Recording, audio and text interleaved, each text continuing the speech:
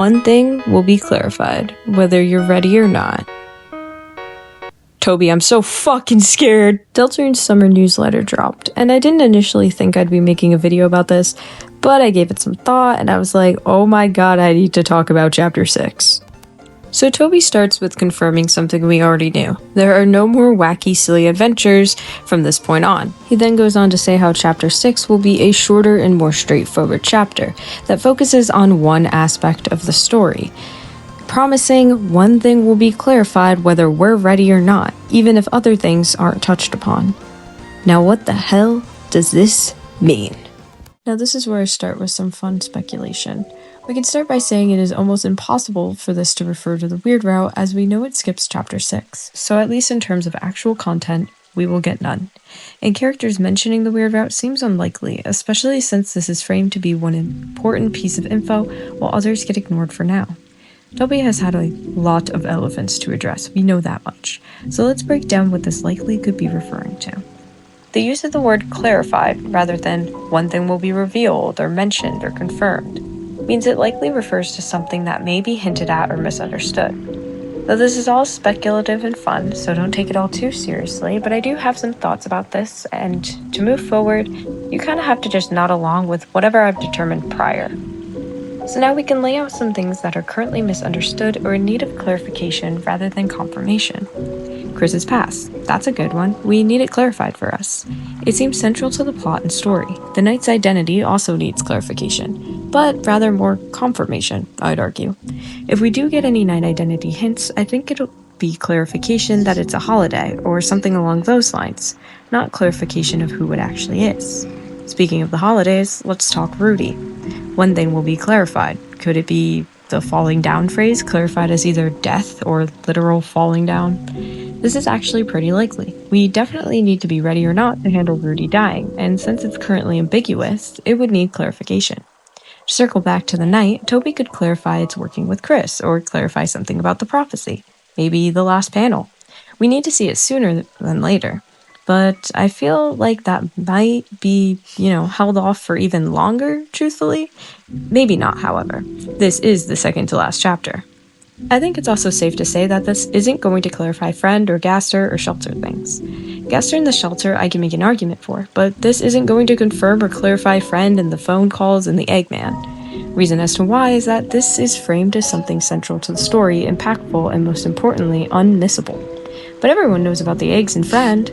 Not technically, and it just feels like all the weird hidden side content is too weird and hidden to be the big clarification Toby refers to.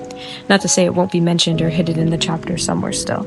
I have hopes that there are more Easter eggs and scary things. So about Gaster and the Shelter, I could see it being clarified what the Shelter is for or where it leads to, or possibly clarifying that Gaster is some big bag entity controlling the world. But I think we already know this.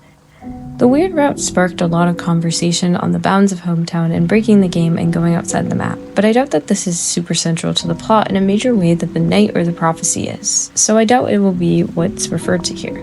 Finally, we could talk about the nature of the Dark Fountains and Asgore's past, which would include Chris and Destin as well. I think there is a non-zero chance it could refer to clarifying the whole mess we now have with what came first, the Night or the Dark Worlds. Likely because this is the direction the story is going in currently and the next big mystery to solve in a way.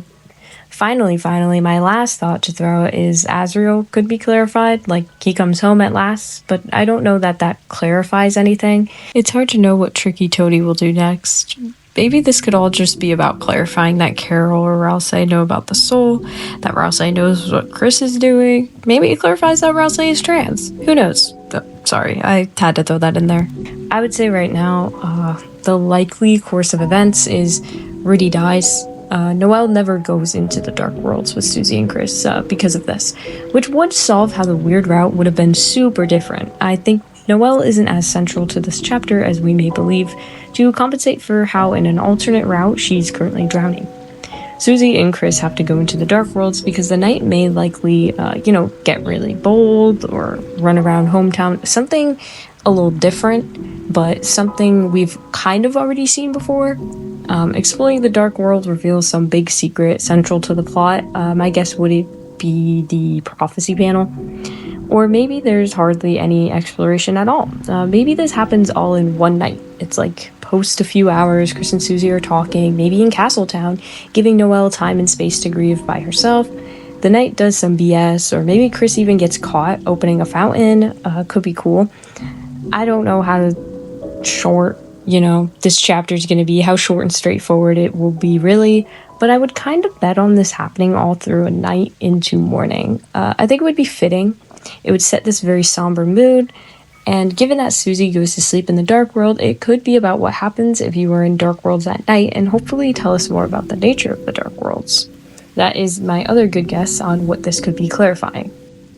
My hopes and dreams are that it clarifies Chris's past and their motives and gives us more growth between them and Susie, maybe facing the prophecy. My hope is that we learn the final prophecy panel. My hope is Rousey reveals something twisted and there's a huge hole mole moment. But my expectations are something shocking but often thought about, like Rudy dying or Chris in the night pulling some BS possible death lore. Notably, Toby also mentions the theory community in the newsletter. He likes what we're doing and making, and says it's the only time we can really make it ever in history, because one day we really will have all the answers that we're getting. So all this theory crafting and all this speculating is really the only time that we're ever going to be able to do it. So that was really nice. But he does also ask us, basically, to cut him some slack. He says sometimes we don't have all the information. I mean, obviously, the game's ongoing, but I think a lot of people do forget how much more information we are going to learn. Or that Toby had a different idea of how information would be interpreted or combined. Makes it seem like there may be some super popular but super wrong theories out there. I found this interesting because maybe we're combining and misunderstanding the wrong things, and it just makes the whole clarification comment all the more interesting. Okay, that was a lot of spitballing. I'm sorry if this is a nothing burger, but I am curious what you guys think will be clarified in Chapter 6. I am planning a non-binary video, I promise it's coming. I need time to go through the 50 plus responses. Holy cow, guys, thank you. So, with the newsletter coming out and some ideas, I thought that I would just put this video out too. Little something to watch while we wait for the non-binary video to come out. And thank you all so much for all the great attention lately. I can't believe my last video is my most viewed ever. That is so crazy. So I'm really very appreciative of that. I hope to see y'all in the next one, and bye bye.